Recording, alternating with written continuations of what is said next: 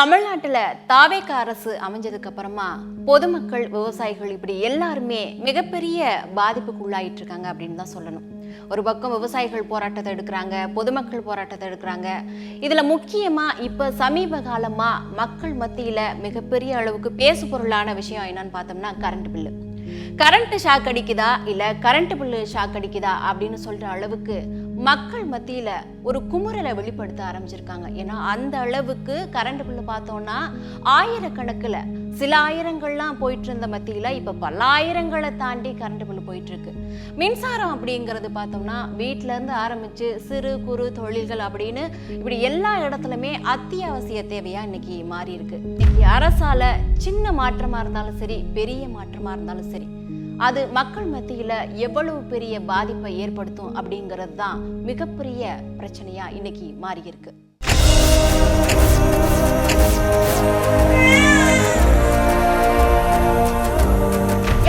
கட்டுறது 16,000 எங்கிருந்து கட்ட முடியும்? பவர் கட் ஆகி கரண்ட் இல்லாத சூழ்நிலையும் பார்த்தீங்கன்னா கரண்ட் பில் ரைஸ் ஆயிருக்கு. ஒரு 1500 2500 வர வீட்டில் 6000 7000 வருதுன்னா அது எப்படி வரும்? சம்பாதிக்க எடுத்துன்னு வந்து கொடுக்கறது அப்படியே கரண்ட் பில்லுக்கே போயிடுது. அப்போ நான் குழந்தைங்கள பார்க்க முடியாது. இதெல்லாம் வந்து இந்த மாதம் வந்து பக்கத்தில் கடன் வாங்கி கட்டுற மாதிரி இருக்குது. இந்த நிலைமை மாறணும்னா நாங்கள் யார்கிட்ட பேசணும்னு எங்களுக்கு தெரியல. விஜய் வந்து நாங்கள் அப்படி பண்ணுவோம் இப்படி பண்ணுவோம்னு சொன்னாங்க. இப்போ என்ன பண்ணாங்க? இது கரண்ட் பில் அதிகம், விலைவாசி அதிகம், நாங்கள் என்ன பண்ண முடியும்? பொய்யான வாக்குறுதிகள் கொடுத்து நான் உங்களை ஏமாற்ற மாட்டேன். ஐயா, நான் கோயம்பேடு மார்க்கெட்டில் கீரை வியாபாரம் பண்ணுறேன். ஒரு நாள் வருமானம் அதிகமாக இருக்கும், ஒரு நாள் வருமானம் இருக்காது. ஆனால் கரண்ட் பில்லுன்றது அதிகமாகினே போனால் எங்களால் எப்படி சமாளிக்க போகணும்னு தெரியல. பாலம் வாங்கி போடுறவங்க கஷ்டமும் கெட்டு போகுது அப்படின்றாங்க. 200 கம்மி பண்ணியிருக்கிறது எந்த விதத்தில் கம்மி பண்ணியிருக்காங்கன்னு தெரியல. முன்னால் இருந்ததை விட இப்போ ஜாஸ்தி ஆகி போச்சுன்னு தான் பேசுகிறோம். இல்லைனா பேச வேண்டிய அவசியமே இல்லை எங்களுக்கு. இந்த பிரச்சனைகளை எடுத்து சொல்வதற்கு மின்துறை அலுவலகத்திற்கு சென்றால் அவர்களாலும் பதிலளிக்க முடியவில்லை. ஒரு சட்டமன்ற உறுப்பினரை அணுகி சொல்வதற்கான வாய்ப்பே இல்லாமல் இருக்குது. திராவிட முன்னேற்ற கழக ஆட்சியில் இருக்கும்போது எல்லா சட்டமன்ற உறுப்பினர்களையும் எளிதாக சந்தித்தோம். இன்றைக்கு யார் சட்டமன்ற உறுப்பினர் என்பதே தெரியவில்லை. யாரும் தொகுதிக்கு வருவதில்லை என்பதுதான் மக்களுடைய குறையாக இருக்கிறது.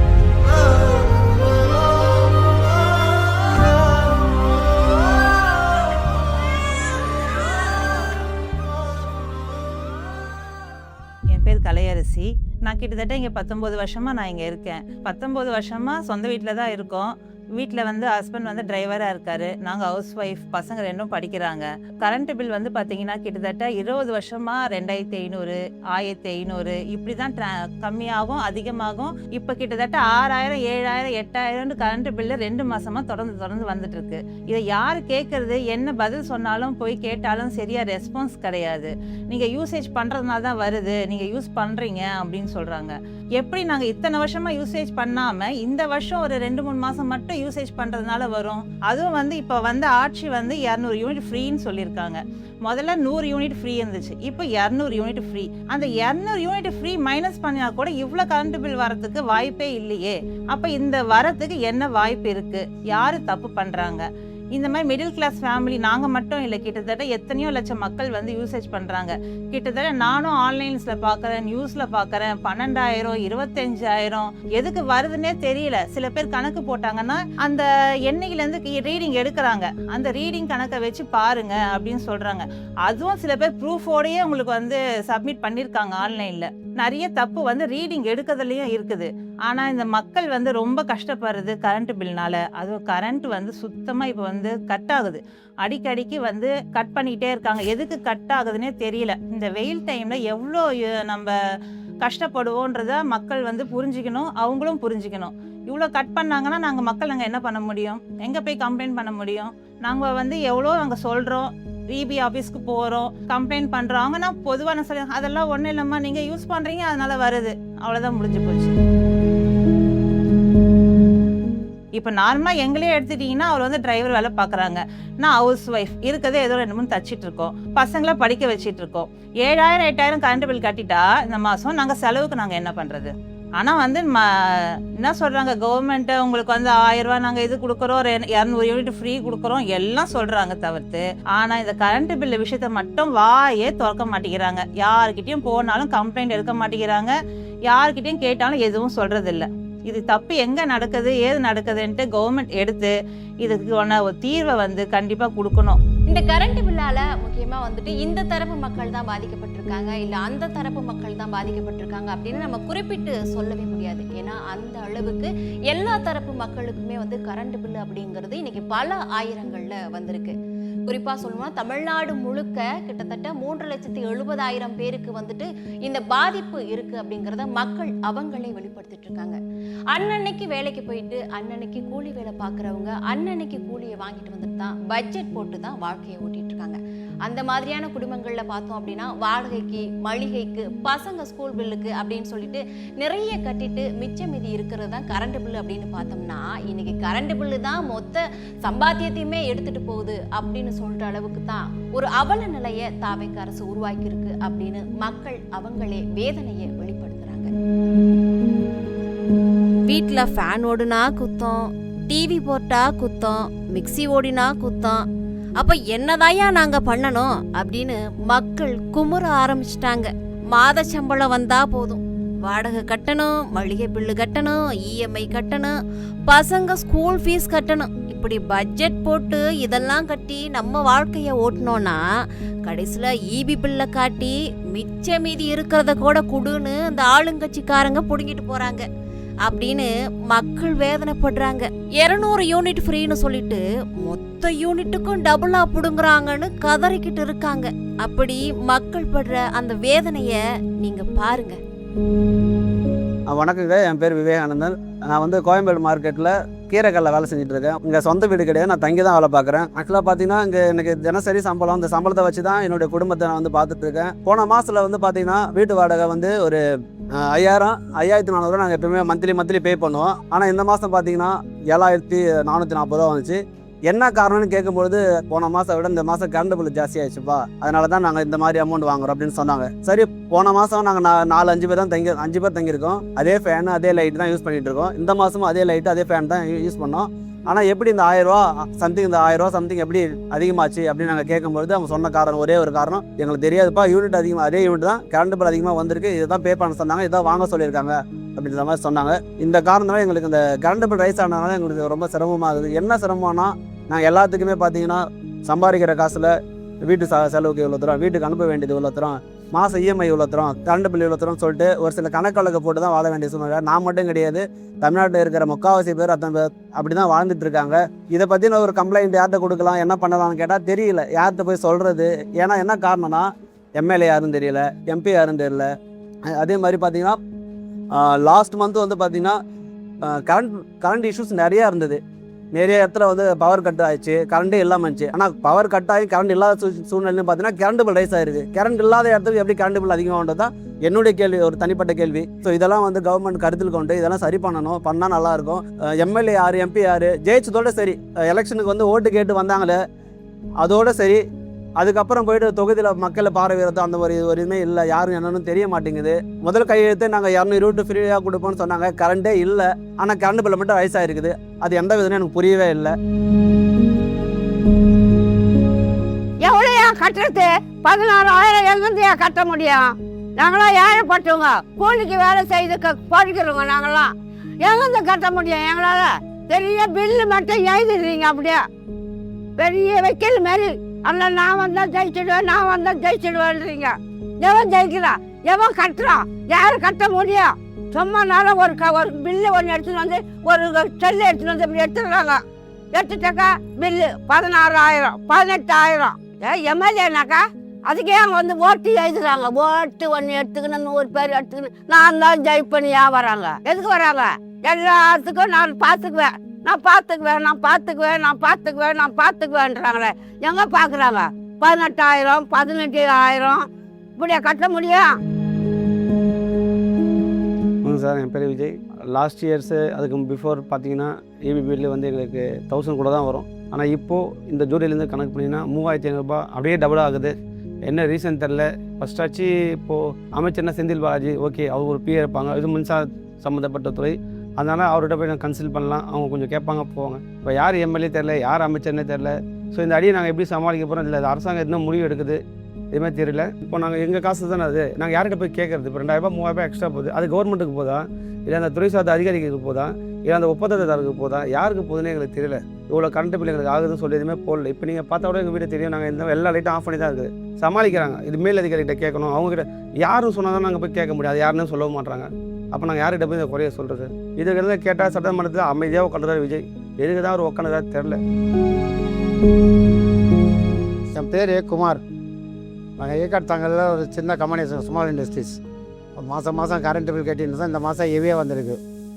கரண்ட் பில் கட்டுறது எப்படி, கம்பெனி மெயின்டைன் பண்ணுறது எப்படின்னு புரியல எங்களுக்கு. இருக்கிற அளவுக்கு சம்பளம் கொடுக்கணும், கம்பெனி வாடகை கொடுக்கணும். இதில் கரண்ட் பில் வேறு கவர்மெண்ட் ஏற்றிட்டா நாங்கள் எதை போய் நிற்கிறதுன்னு தெரில, எப்படி சமாளிக்கிறதுன்னு புரியல. இதுக்கு எதுனா அரசாங்கம் தான் ஏற்பாடு பண்ணணும். முன்னால் இருந்ததை விட இப்போ ஜாஸ்தி ஆகிப்போச்சுன்னு தான் பேசுகிறோம். இல்லைனா பேச வேண்டிய அவசியமே இல்லை எங்களுக்கு. அப்போ கம்மியாக இருந்ததுனால கட்டிட்டோம், இப்போ ஜாஸ்தி கட்ட முடியலாம தான் பேசுகிறோம். வேறு என்ன பண்ணுறது? நாங்கள் நடத்துகிற சின்ன கம்பெனி சார், 3-4 பேர் வச்சு வேலை செய்கிறோம். இதில் நாங்கள் வாடகை கொடுக்குறதா, கரண்ட் பில் கட்டுறதா, ஆளுங்களுக்கு எப்படி சம்பளம் கொடுக்கறது, நாங்கள் பண்ணுறது சின்ன காம்பனண்ட்டு மார்க்கெட்டு சேல் பண்ணி தான் வரணும் பேமெண்ட்டு. இது இந்த மாதிரி கரண்ட் பில் ஏறினா என்ன பண்ண முடியும்னு தெரியல எங்களுக்கு. சரி, ஒரு பக்கம் கரண்ட் பில்லு வீட்டுக்கு தான் வந்திருக்கு அப்படின்னு பார்த்தா, இன்னொரு பக்கம் வீட்டுக்கு மட்டும் இல்லைங்க எங்களுக்கும் வந்திருக்கு அப்படின்ட்டு சிறு குறு தொழில் செய்கிறவங்களா இருந்தாலும் சரி, வணிக நிறுவனங்களாக இருந்தாலும் சரி, எங்கள் நிலைமை அதை விட மோசமாக போயிட்டு இருக்குங்க அப்படின்னு அவங்களோட வேதனையை வெளிப்படுத்திட்டு இருக்காங்க. நாங்கள் இங்கே சைதாப்பேட்டிலேருந்து பேசுகிறோம்.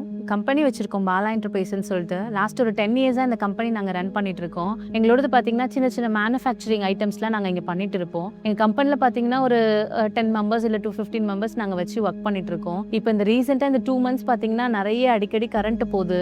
ஆக்சுவலாக எங்களோட டைமிங்கே பார்த்திங்கன்னா மார்னிங் 9 to 6 தான். ஆனால் இந்த இடத்துல நிறைய நேரம் கரண்ட்டு போகிறனால எங்களால் கண்டினியூவாக ஒர்க்கே பண்ண முடியல. இப்போ பார்த்திங்கன்னா மேன் பவர் எல்லாம் சும்மா தான் உட்காந்துருக்காங்க. ஸோ இப்போ இது நாங்கள் யார்கிட்ட கேட்குறதுன்னு தெரில. ஆனால் கரண்ட் இருந்தாலுமே இப்போ எங்களுக்கு லாஸ்ட் மந்தோட பார்த்திங்கன்னா இப்போ அப்படியே டபுளாக வந்திருக்கு கரண்ட் பில். இதை போய் நாங்கள் கேட்டால் கூட அவங்க என்ன சொல்கிறாங்கன்னா, உங்களுக்கு என்ன வந்திருக்கோ அதான் நீங்கள் கட்டணும், வேணால் பார்க்கலாம் நெக்ஸ்ட் மந்த் வெயிட் பண்ணி அப்படின்னு சொல்கிறாங்க. கட்டின பேமெண்ட்டை அவங்க எப்படி நமக்கு ரீஃபண்ட் பண்ணுவாங்க? ஸோ இதுக்கெல்லாம் எங்களுக்கு ஒரு சொல்யூஷன் வேணும். ஏன்னா நாங்களே ஒரு சின்ன பிஸ்னஸ், ஒரு லேடியாக இருந்து ஒரு சின்ன பிஸ்னஸ் பண்ணிட்டு இருக்கோம். ஸோ அப்போ இந்த கரண்ட் எல்லாம் எங்களுக்கு ரெகுலராக இருந்தால் தான் அதுக்கேற்ற மாதிரி நாங்கள் ப்ரொடக்ஷன் பண்ண முடியும். ஒரு ஆர்டர்ஸ் எடுக்கிறோன்னா இந்த வீக்குள்ளே நாங்கள் பண்ணணும்னு நினச்சோம்னா எங்களுக்கு கரண்ட்டு, மேன் பவர்ஸ் எல்லாமே கண்டினியூஸாக இருந்தால் தான் எங்களால் பண்ண முடியும். ஸோ இதுக்கு ஏதாவது கவர்மெண்ட் ஏதாவது சொல்யூஷன் பண்ணணும்னு நினைக்கிறோம். இதுக்கு யார்கிட்ட போய் நாங்கள் யார்கிட்ட கேட்கணும், என்ன பண்ணணுன்றது கூட எங்களுக்கு தெரியல. பேர் அலிம் பாஷா. நான் குளத்தூர் தொகுதியில் இருக்கிறேன். குளத்தூரில் தளபதி ஸ்டாலின் இருக்கிற வரைக்கும் எங்களுக்கு கரண்ட் பில் பிரச்சனை அந்தளவுக்கு வந்தது கிடையாது. போன முறை எங்களுக்கு 2000 தான் வந்தது.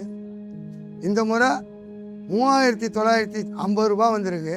போனதுக்கும் இந்த முறைக்கும் அப்படியே டபுளாக வந்திருக்கு. ஐயா, நான் கோயம்பேடு மார்க்கெட்டில் கீரை வியாபாரம் பண்ணுறேன்.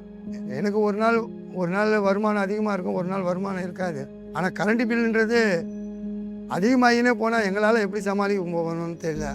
போன முறை நான் கட்டின பில்லுக்கும் இந்த முறை கட்டினதுக்கும் டபுளாக கட்டுறதால என் பசங்க ஃபியூச்சர் ரொம்ப பாதிக்கும்னு நினைக்கிறேன்.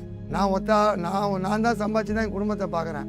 என் பசங்களை படிக்க வைக்கணும், என் பையன் காலேஜ் சேர்க்கணும், என் பொண்ணு +2 படிக்கிறா, எல்லாத்தையும் பார்க்கணும். நீங்கள் கொஞ்சம் பார்த்து இந்த கரண்ட் பில்லை கொஞ்சம் போன முறை எப்படி இருந்ததோ அதே செயல்பாட்டுக்கு வந்தாலே போதும். நாளுக்கு நாள் ஏறி போச்சுன்னா நம்மளால் கரண்ட் பில் கட்டுறதா இல்லை சாப்பாடை பார்க்குறதான்னு சொல்லிட்டு கூட தெரியல. இதை கொஞ்சம் அரசாங்கம் கவனித்தா நல்லாயிருக்கும். பேர் ரமேஷ். நாங்கள் கோயம்பேடு மார்க்கெட்டில் கடந்த 30 ஆண்டுகளாக கடை நடத்துகிறோம். நாங்கள் 3வது தலைமுறையாக நடத்துகிறோம் இங்கே கடை. இது பார்த்திங்கன்னா கரண்ட் பில் பார்த்திங்கன்னா எப்போவுமே இல்லாத அளவுக்கு இந்த தடவை பார்த்திங்கன்னா இது எங்களை மாதிரி மிடில் கிளாஸுக்கு சாமானியங்களுக்கு ரொம்ப சிரமமாக இருக்குது. இந்த அரசு எதனா பரிசீலித்து குறைக்கிற மாதிரி நடவடிக்கை எடுக்கணும். மாதம் கலெக்ட் பண்ணிங்கன்னா அப்போ எங்களுக்கு ஸ்லாப் இன்க்ரீஸ் ஆகாது. அப்படி எதனா பண்ணலாம். நீங்களே எதனா பார்த்து பண்ணணும். இந்த மாதிரி சிறு வியாபாரிகள்லாம் ரொம்ப பாதிக்கப்படுறது. இதனால் கமர்ஷியல் கரண்ட்டில் எங்களுக்கு ரொம்ப அதிகமாக இருக்குது. வீட்டுக்கும் அதிகமாக தான் வந்திருக்கு. கடைக்கு பார்த்திங்கன்னா டபுளாக வந்துடுச்சு அப்படியே எங்களுக்கு. அதே நேரத்தில் கேட்டாலும் என்ன சொல்ல போகிறாங்க, பெருசாக ஒன்றும் ரெஸ்பான்ஸ் இருக்காது. நீங்கள் யூஸ் பண்ணியிருப்பீங்க, அதனால தான் இன்க்ரீஸ் ஆயிருக்குன்னு சொல்லியிருப்பாங்க. இதெல்லாம் அரசு தான் எதனா பார்த்து நடவடிக்கை எடுக்கணும். வேறு எதுவும் சொல்கிறதுக்கு இல்லை. இதுதான் என்னோடய பில்லு, என்னோடய ஹிஸ்ட்ரி. இது இந்த இபி பில்லோட ஹிஸ்ட்ரி. இது வரிசையாக காமிச்சிருக்கேன் பாருங்கள். நான் ஒன்றும் இதெல்லாம் இல்லை, ஃபோன்பேயில் பண்ணுறது தான் இது. என் பேர் மல்லிகா. ஏரியாவில் ஒரு 20 வருஷமாக இருக்காங்க. கடை இப்போ ஒரு 3 வருஷமாக தான் வச்சுருக்கோம். இவ்வளோ நாளை விட இந்த மாதம் கரண்ட் பில் ரொம்ப அதிகமாக வந்திருக்கு. எங்களுக்கு ஒரு சின்ன இதுக்காக தான், வேலைக்காக தான் வேலைக்கு போக முடியல அப்படின்றதுக்காக தான் கடை வச்சு நடத்திருக்கோம். நான் கரண்ட்டு பில் அதிகம் வரல, பால் ஜூஸ் எல்லாமே வாங்கி போட்டிருக்கோம், ஐஸ்கிரீம்லாம் வாங்கி போவோம், எல்லாம் வீணாக போகுது.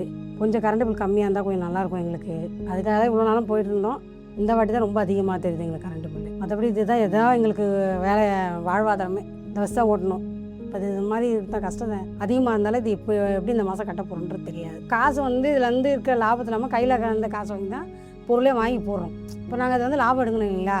அதை நாங்கள் சேல்ஸ் பண்ணால் தான் லாபம், வியாபாரம் பண்ணால் தான் பண்ண முடியும். வியாபாரம் பண்ண முடியாத சூழ்நிலை வரும்போது என்ன பண்ண முடியும்? ஐஸ்கிரீமு பால்லாம் தான் காசு, அதுவே இல்லை எங்களுக்கு. அந்த வியாபாரம் தான் நிறைய போகும். அது போக முடியாத சூழ்நிலையாக இருக்குது. கொஞ்சம் அதை கொஞ்சம் பார்த்து இது பண்ணால் சரியாக இருக்கும். பேர் விமலா. நான் வந்து வாடகை வீட்டில் இருக்கேன். நான் வந்து இந்த வீட்டில் வந்து 5 வருஷமாகவே இருக்கேன். இந்த வீட்டில் வந்து போன வருஷத்தோட இந்த வருஷம் வந்து கரண்ட் பில் அதிகமாக வந்துடும். போன வருஷம் வந்து பார்த்திங்கன்னா போன மாதம் வந்து 1000 சில்லரை வந்தது, இந்த மாதம் 2000 சில்லரை வந்தது. இபி வந்து கார்டு கொடுத்து கூட இவ்வளோ அதிகமாக வருதுன்னு கேட்குறேன். அது என்னென்னு அவங்களுக்கே தெரியலையா. இபிக்காரங்க மீட்ரு மாற்றிட்டாங்க, மீட்ரு மாற்றி கூட இவ்வளோ அதிகமாக வருது எனக்கு கரண்ட் பில்லு. 2000 சில்லரை வருது. அது எதனால் நான் எதுவுமே யூஸ் பண்ணுறதில்ல, அப்போ ஏன் இவ்வளோ வருது எனக்கு கரண்ட் பில்லே? அவங்க இபி ஆஃபீஸில் போய் கேட்டால் எங்களுக்கே தெரியல, அதை பற்றி எங்களுக்கு எதுவும் வரல அப்படின்னு சொல்கிறாங்க. அது என்ன காரணம்னு எனக்கே தெரியல. அப்புறம் வந்து எங்கள் வீட்டில் வந்து பார்த்தோன்னா வாஷிங் மிஷினு, ஃப்ரிட்ஜு இருக்குது. அது வந்து ரெகுலராக போடுறது கிடையாது. ஃப்ரிட்ஜ் வந்து ரெகுலராக ஓடும், ஆனால் வாஷிங் மிஷின் வாரத்தில் 2 நாள் தான் ஓடுமே. அதுவே இவ்வளோ கரண்ட் பில்லு வருது, அது ஏன்னு எனக்கே புரியல. 2000 சில்லரை வருது அதிகமாக. யூனிட் வந்து அதிகமாகவே ஏறினே போகுது. அது ஏன்? எங்கள் வீட்டுக்கார் வந்து வேலைக்கு போகிறார், நான் வந்து ஹவுஸ் ஒய்ஃபாக இருக்கேன், குழந்தைய பார்த்துன்னு இருக்கேன். குழந்தைக்கு நான் மருந்து செலவு பார்க்கணும், வீட்டில் வேலையை பார்க்கணுமா, இல்லை நான் கரண்ட் பில்லு தான் அதிகமாக ஆகுது, நான் அதுதான் யோசிக்க முடியுது. இப்போ அவர் சம்பாதிக்க எடுத்துன்னு வந்து கொடுக்குறது அப்படியே கரண்ட் பில்லுக்கே போயிடுது. அப்போ நான் குழந்தைங்கள பார்க்க முடியாதுல்ல. நாங்கள் 30 வருஷமாக சொந்த வீட்டில் தான் இருக்கோம். ஆனால் பார்த்தீங்கன்னா இப்போ கரண்ட் பில்லு வந்து 200 யூனிட் கம்மியாக இருக்குன்னு சொல்கிறாங்க. ஆனால் அந்த 200 யூனிட்டுமே எங்களுக்கு கம்மியாகலை. போன வருஷத்தினுடைய பார்த்தீங்கன்னா இந்த வருஷம் ஜூலை இதில் வந்து அமௌண்ட் அதிகமாக தான் எங்களுக்கு வந்திருக்கு, டபுளாக தான் வந்திருக்கு எங்களுக்கு. அப்போ 200 யூனிட் கம்மி பண்ணியிருக்கோன்னு சொல்லியிருக்காங்களா, அது எதில் கம்மி பண்ணியிருக்காங்கன்னு எங்களுக்கு தெரியல. கம்மி பண்ணியே எங்களுக்கு இந்த ரேட்டு வந்திருக்குன்னா அப்போ கம்மி பண்ணாமல் இருந்தாங்கன்னா இன்னும் எந்த ரேட்டு வந்திருக்கோம் எங்களுக்கு?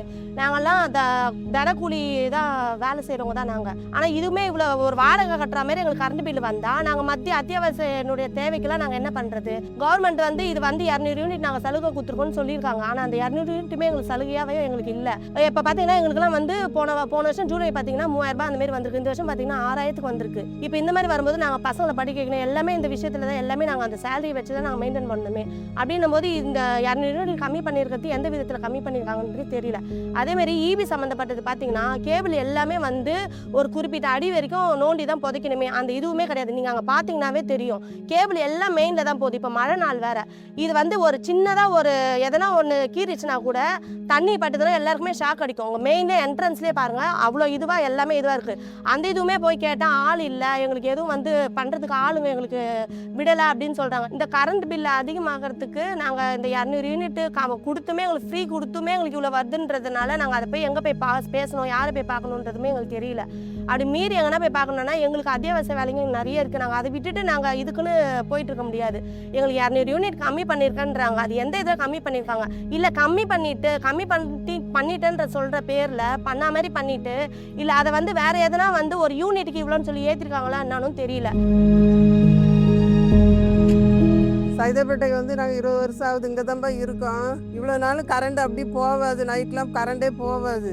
இப்போ வந்து ஒரே 200 யூனிட் கம்மி பண்ணுதுன்னு சொல்லியிருக்காங்களே ஒழிஞ்சு கரண்ட்டு நைட்டும் போகல பகல்லையும் போகுது.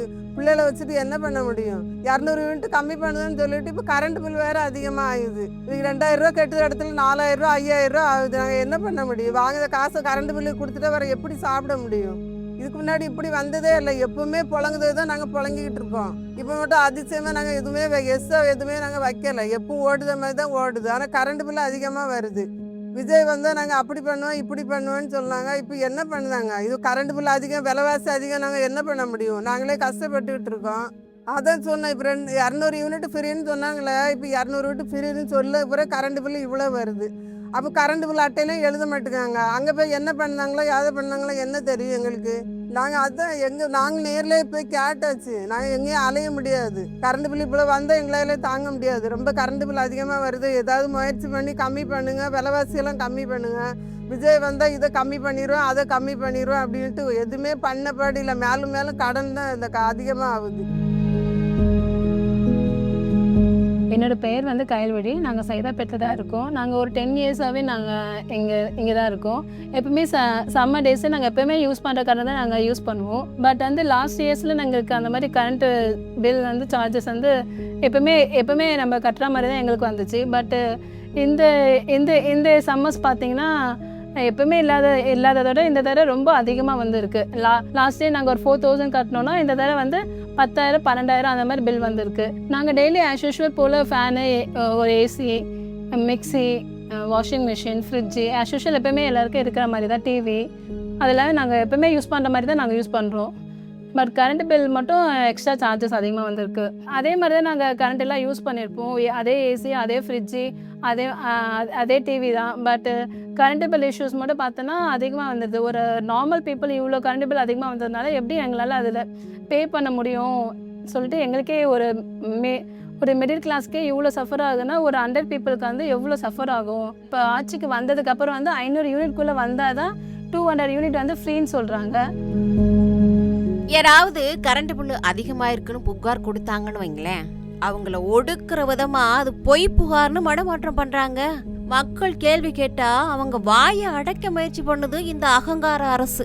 இது எவ்வளவு பெரிய ஒடுக்குமுறைன்னு மக்களே நீங்களே பாருங்க. இதுக்கு நடுவுல பார்த்தா யாரு மின்சாரத்துறை அமைச்சர், மின்துறைக்கும் நிர்மல்குமாருக்கும் என்ன சம்பந்தம் அப்படின்னு யோசிச்சு பார்த்தீங்களா? ஆனால் பாதிக்கப்படுவது என்பது பொதுமக்களாக இருக்கிறார்கள் என்பதுதான் இதில் மிகுந்த அவலத்திற்குரிய செய்தி. எனவே உடனடியாக இதை திருத்திக் கொள்வதற்காக அவர்கள் முன்வர வேண்டும். எப்பொழுது கேட்டாலும் முதலமைச்சராக இருந்தாலும் அந்த அமைச்சர்கள் டிரான்ஸ்பரண்ட் கவர்மெண்ட் என்கின்ற ஒரு வார்த்தையை பிரயோகம் செய்து கொண்டிருக்கிறார்கள். ஆனால் இந்த துறையில் இன்றைக்கு நடந்து கொண்டிருக்கின்ற எதற்கும் என்ன பதில் என்பதே தெரியவில்லை. இதைவிட கமர்ஷியல் கனெக்ஷன் இருக்கின்ற வணிகத்திற்கு பயன்படுத்துகின்ற அந்த மின் உபயோகிப்பாளர்களுக்கு ஏற்கனவே வைப்பு தொகை என்ன சொல்லப்படுகிற டெபாசிட் தொகையை வைத்திருந்ததை தவிர்த்து இப்பொழுது இந்த மாதம் புதிதாக ஒரு வைப்பு தொகை வைக்க சொல்கிறார்கள். கடந்த காலங்களில் என்ன தொகை வைக்கப்பட்டிருக்கிறதோ ஒரு 50,000 ரூபாய் அவர்கள் வைப்பு தொகை வைத்திருந்தால் திடீரென்று இந்த மாதம் 60,000 ரூபாய் வைப்பு தொகை வைக்க சொல்லி அலுவலகத்திலிருந்து சொல்கிறார்கள். ஏன் இதை கட்ட வேண்டும் என்று கேட்டால் விளக்கம் சொல்வதற்கு யார்கிட்டும் விளக்கம் இல்லை.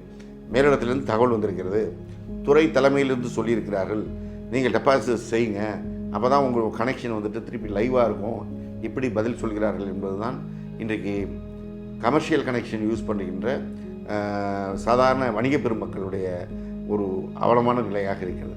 எனவே ஒட்டுமொத்தமாக மின்துறை சாதாரண வெகுஜன மக்கள் மீது இந்த சுமையை ஏற்றி வைக்கிறது என்பது தான் இன்றைக்கு வெளிப்படையாக தெரிகின்ற செய்தி. கோடை காலங்களில் தான் நம்முடைய உச்சபட்ச மின் தேவைகள் இருக்கும். இப்போது 2 மாதங்கள் அதிகபட்சம் போனால் ஒரு 2.5 மாதம் 3 மாதம் 2 மாதங்கள் தான் அதிகபட்சம் நம்ம எடுத்துக்க முடியும். ஏப்ரல் மேல் எடுத்துக்கலாம். அதனால் அந்த காலகட்டங்களுக்காக அந்த 2 மாதத்துக்காக நீங்கள் லாங் டேர்ம்னு போனீங்கன்னா குறைஞ்சி ஒரு 5 வருஷத்துக்கு டெண்டர் போகணும். இப்போ அந்த லாங் டேர்முக்கான கட்டணத்தை நம்ம கொடுக்குறோம் அப்படின்னு நினச்சோம்னா மின்சாரமே நம்ம அவங்ககிட்ட வாங்கலைன்னா கூட அவங்களுக்கான ஃபிக்ஸட் சார்ஜை கொடுக்கணும். நம்ம என்ன டெண்டர் கண்டிஷனில் போட்டிருக்காங்களோ அந்த ஃபிக்ஸட் சார்ஜை அவங்களுக்கு கொடுக்கணும். அதில் சம்மரில் கூடுது, அந்த 2 மாதம் கூடுது, 15 நாள் கூடுது, 1 மாதம் கூடுது அப்படின்னா இது வரைக்கும் நம்ம இந்த 4-5 ஆண்டுகள் எப்படி நம்ம அதை வந்து மெயின்டைன் பண்ணி கண்ட்ரோல் பண்ணணும் அப்படின்னு கேட்டிங்கன்னா 1 வாரம் தேவை அப்படின்னு நம்ம உணர்ந்தோம்னா அந்த 1 வாரத்துக்கான பர்ச்சேஸ் மட்டும் வச்சுக்கிட்டோம், அதை மட்டும் டெண்டர் போட்டோம். 1 மாதத்துக்கு தேவைன்னா அந்த 1 மாதத்துக்கான டெண்டர் மட்டும் போட்டோம். இல்லை 60 நாட்களுக்கு தேவைன்னா 60 நாட்களுக்கான டெண்டர் மட்டும் போட்டோம். அப்படி போட்டால் கூட எந்த இடங்கள்லையும் அதிகமான விலைகள் நம்ம கொடுக்கல. இன்னைக்கு காலையில் பார்த்தீங்கன்னா அந்த ஒயிட் பேப்பர்லேயே என்ன ஆவரேஜ் ரேட்டுங்கிறதுலாம் நீங்கள் எல்லாரும் பார்த்தீங்க. மினிமம் ரேட் அதில் எவ்வளோ இருக்குது என்னங்கிறதையும் பார்த்தங்க. அதனால் வந்து எந்த இடங்களையும் நாம் கூடுதலான விலைகள் கொடுத்து மின்சாரத்தை வாங்கப்படவில்லை. இப்போ இவங்க பேசின எல்லாத்தையும் வச்சு நம்ம பார்க்கும்போது இன்னைக்கு மக்கள் வந்துட்டு கரண்ட் பில்ல தான் கட்டுறாங்களா இல்ல தாவேக அரசுக்கு டொனேஷன் கொடுக்குறாங்களா, அந்த அளவுக்கான தொகையத்தான் வந்துட்டு மக்கள் அரசுக்கு கொடுத்துட்டு இருக்காங்க. இதை வச்சு பார்க்கும்போது தாவேக அரசுக்கு நிர்வாகத்திறனும் இல்ல, எந்த திறமையும் இல்ல, மின்சாரத்துறையில என்ன மாதிரியான எக்ஸ்பீரியன்ஸ் இருக்கு அப்படிங்கறதும் தெரியல. இது எதுவுமே நிதர்சனமா என்ன வெளிப்படுது அப்படின்னு பார்த்தோம்னா தாவேக அரசுக்கு மக்கள் நலன்ல அக்கறை இல்ல, அதற்கு நிர்வாகத்திறனற்ற ஒரு அரசா தான் தாவேக இருக்குது அப்படிங்கிறது தான் இந்த விஷயங்கள்ல இருந்து வெளிப்படுது.